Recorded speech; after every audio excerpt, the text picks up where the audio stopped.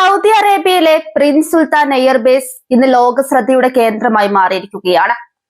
ഇറാനിൽ നിന്ന് വെറും 400 മൈൽ മാത്രം അകലെയുള്ള ഈ താവളം അമേരിക്കൻ സൈന്യത്തെ സംബന്ധിച്ചിടത്തോളം തന്ത്രപ്രധാനമായ ഒരിടമാണ്. എന്നാൽ സമീപകാലത്തായി ഇറാന്റെ ഡ്രോൺ മിസൈൽ സാങ്കേതിക വിദ്യ കൈവരിച്ച വൻ മുന്നേറ്റം ഈ ബേസിന്റെ സുരക്ഷയ്ക്ക് വലിയ ഭീഷണിയായി മാറിയിരിക്കുന്നു. പതിവ് പ്രതിരോധ സംവിധാനങ്ങൾ പരാജയപ്പെടുത്തുന്ന സാഹചര്യത്തിൽ ഉക്രൈനിന്റെ യുദ്ധമുഖത്ത് പരീക്ഷിച്ചു തെളിഞ്ഞ സാങ്കേതിക വിദ്യ അമേരിക്ക ഇവിടെ പരീക്ഷിക്കുകയാണ്. അമേരിക്കൻ സൈന്യത്തിന് വൻ നാശനഷ്ടങ്ങളാണ് കഴിഞ്ഞ കാലയളവിൽ ഈ മേഖലയിൽ സംഭവിച്ചത്. നിരവധി ഡ്രോൺ ആക്രമണങ്ങളിലായി കോടിക്കണക്കിന് ഡോളർ വിലമതിക്കുന്ന വിമാനങ്ങൾ തകർക്കപ്പെട്ടു. അടിസ്ഥാന സൗകര്യങ്ങൾക്കും ഗുരുതരമായി പരിക്കേറ്റു. അതിലുപരിയായി ഒരു സൈനികന്റെ ജീവൻ നഷ്ടപ്പെട്ടത് അമേരിക്കയെ വലിയ രീതിയിൽ പുനർചിന്തനത്തിന് പ്രേരിപ്പിച്ചു. ഇറാന്റെ ആധുനിക ഡ്രോണുകളെയും മിസൈലുകളെയും നേരിടാൻ നിലവിലുള്ള സംവിധാനങ്ങൾ അപര്യാപ്തമാണെന്ന തിരിച്ചറിവ് അവിടെ നിന്നാണ് തുടങ്ങുന്നത്. ലോകത്തെ തന്നെ ഏറ്റവും മികച്ച പ്രതിരോധ സംവിധാനങ്ങളിൽ ഒന്നായി കരുതപ്പെടുന്ന താഡ്, ഫാഡ് തുടങ്ങിയ പ്ലാറ്റ്ഫോമുകൾ പലപ്പോഴും ഇറാന്റെ ഡ്രോൺ ആക്രമണങ്ങൾക്ക് മുൻപിൽ നിഷ്പ്രഭമാകുന്നു എന്ന ഞെട്ടിക്കുന്ന യാഥാർത്ഥ്യം ഇപ്പോൾ പുറത്തു വരുന്നുണ്ട്. വലിയ മിസൈലുകളെ തടയാൻ രൂപകൽപ്പന ചെയ്ത ഇവയ്ക്ക് താഴ്ന്നു പറക്കുന്നതും വലിപ്പം കുറഞ്ഞതുമായ ഡ്രോണുകളെ കണ്ടെത്തുക എന്നത് വലിയ വെല്ലുവിളിയാണ്. റഡാർ കണ്ണുകളെ വെട്ടിച്ച് ലക്ഷ്യസ്ഥാനത്തെത്തുന്ന ഈ കാമിസാക്കി ഡ്രോണുകൾ അമേരിക്കയുടെ ഗൾഫ് സഖ്യകക്ഷികളുടെ ഉറക്കം കെടുത്തുന്നു. ഈ പ്രതിസന്ധി പരിഹരിക്കാനാണ് സ്കൈ മാപ്പ് എന്ന ഉക്രൈനിയൻ സാങ്കേതിക വിദ്യയെ അമേരിക്ക ഇപ്പോൾ ആശ്രയിക്കുന്നത്.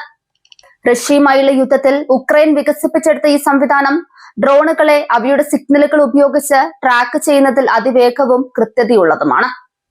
വില കൂടിയ മിസൈലുകൾക്ക് പകരം കൃത്യമായ ഡാറ്റ വിശകലനം നടത്തി ഡ്രോണുകളെ നിർവീര്യമാക്കുക എന്നതാണ് ഇതിന്റെ പ്രധാന ലക്ഷ്യം. അമേരിക്കൻ സൈന്യം ഇത്തരമൊരു വിദേശ സാങ്കേതിക വിദ്യ തങ്ങളുടെ പ്രധാന ബേസിൽ സ്ഥാപിക്കുന്നത് ചരിത്രപരമായ ഒരു മാറ്റമാണ്. ഉക്രൈൻ യുദ്ധഭൂമിയിൽ റഷ്യൻ ഡ്രോണുകളെ തുരത്താൻ ഉപയോഗിക്കുന്ന ഈ രീതി ഇപ്പോൾ മിഡിൽ ഈസ്റ്റിലെ മണലാരണ്യത്തിലേക്ക് പറിച്ചു നടപ്പെട്ടിരിക്കുന്നു.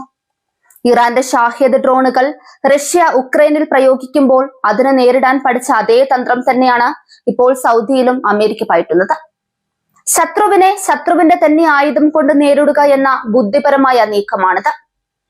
അമേരിക്കയുടെ പക്കലുള്ള വമ്പൻ ആയുധങ്ങളെക്കാൾ ഫലപ്രദമായി ഈ ലളിതമായ സാങ്കേതിക വിദ്യ മാറുകയാണ്. പ്രിൻസ് സുൽത്താൻ ബേസിൽ ഈ സംവിധാനം വിന്യസിച്ചതോടെ പ്രതിരോധ വലയം കൂടുതൽ ശക്തമായി. ഇറാന്റെ ഡ്രോണുകൾ തൊടുത്തുവിടുന്ന നിമിഷം തന്നെ അവയുടെ പാതയും ലക്ഷ്യവും തിരിച്ചറിയാൻ സ്കൈ മാപ്പ് സഹായിക്കുന്നുണ്ട്. ഇത് സൈനികർക്ക് തയ്യാറെടുക്കാനും കൃത്യമായി തിരിച്ചടി നൽകാനും സമയം നൽകുന്നു. ഗൾഫ് മേഖലയിലെ മറ്റ് സഖ്യകക്ഷികളും ഈ മാറ്റത്തെ വളരെ ആകാംക്ഷയോടെയാണ് വീക്ഷിക്കുന്നത്. തങ്ങളുടെ ആകാശ സീമ സംരക്ഷിക്കാൻ അമേരിക്കയുടെ പുതിയ നീക്കം ഗുണകരമാകുമെന്ന് അവർ പ്രതീക്ഷിക്കുന്നുണ്ട്. ഇറാന്റെ ഡ്രോൺ കരുത്ത് ലോകത്തിന് തന്നെ ഭീഷണിയാണെന്ന വാദത്തിന് ഈ മാറ്റം അടിവരയിടുന്നു. സാങ്കേതികമായി പിന്നിലാണെന്ന് കരുതപ്പെട്ടിരുന്ന രാജ്യങ്ങൾ പോലും ഇപ്പോൾ ഡ്രോൺ യുദ്ധമുറിയിൽ വൻ ശക്തികളായി മാറുകയാണ്. അമേരിക്കയുടെ ഈ ചുവടുമാറ്റം വെറുമൊരു സാങ്കേതിക വിന്യാസമല്ല, മറിച്ച് മാറുന്ന യുദ്ധതന്ത്രങ്ങളുടെ സൂചനയാണ്. വരും ദിവസങ്ങളിൽ സ്കൈ മാപ്പ് എത്രത്തോളം ഫലപ്രദമാകുമെന്നനുസരിച്ചിരിക്കും മിഡിൽ ഈസ്റ്റിലെ സൈനിക ബാലൻസ്. അമേരിക്കൻ വിദേശ നയത്തിലും സൈനിക നയത്തിലും ഇത് വലിയ മാറ്റങ്ങൾ വരുത്തിയേക്കാം. സ്വന്തം സാങ്കേതിക വിദ്യയേക്കാൾ ഫലപ്രദം മറ്റ് രാജ്യങ്ങളുടേതാണെങ്കിൽ അത് സ്വീകരിക്കാൻ അമേരിക്ക തയ്യാറാകുന്നത് അവരുടെ പ്രായോഗികതയെ കാണിക്കുന്നു. ഇത് ട്രംപ് ഭരണകൂടത്തിന് കീഴിലാണെങ്കിലും അല്ലെങ്കിലും അമേരിക്കൻ സൈന്യത്തിന്റെ സുരക്ഷയിൽ വലിയ പ്രത്യാഘാതങ്ങൾ ഉണ്ടാക്കുന്ന ഒന്നാണ്. ലോകമെമ്പാടുമുള്ള യുദ്ധവിദഗ്ധർ ഇപ്പോൾ ഈ സൗദി ഉക്രൈൻ അമേരിക്കൻ അവിശുദ്ധ കൂട്ടുകെട്ടിന്റെ ഫലങ്ങൾക്കായി കാത്തിരിക്കുകയാണ്. യുദ്ധം എന്നത് ഇപ്പോൾ വെറും ബോംബുകളിലും മിസൈലുകളിലും ഒതുങ്ങുന്നില്ലെന്നും അത് ഡാറ്റയുടെയും ഇലക്ട്രോണിക് സിഗ്നലുകളുടെയും പോരാട്ടമാണെന്നും സ്കൈമാപ്പ് തെളിയിക്കുന്നു.